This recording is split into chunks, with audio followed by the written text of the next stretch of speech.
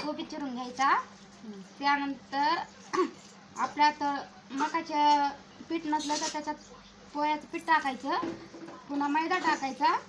त्यानंतर पुन्हा थोडं मीठ, थोडी हळद, थोडी चटणी टाकायची. मस्त असं मळायचं. त्याच्यात थोडा कलर टाकायचा. कलर टाकायचा. त्यानंतर पुन्हा असं मळून घ्यायचं.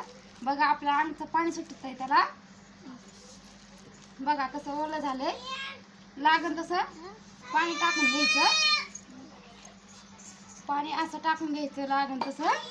बघू शकतात आपण कसं झालंय की. त्यानंतर असं मळून घ्यायचं. असं मळून घ्यायचं छानपैकी असं. बघा बघू शकतात आपण कसं झालंय ते पीठ. कशाचं पीठ आहे? मंचुरन घरच्या घरी कसे बनवायचे की बघा.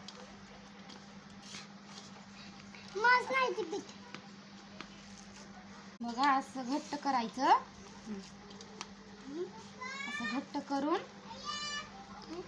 असं थोडं पीठ मुरू द्यायचं. त्यानंतर कढई घ्यायची. कढईत तेल टाकायचं. बघू आपण भेटू पुढच्या व्हिडिओ.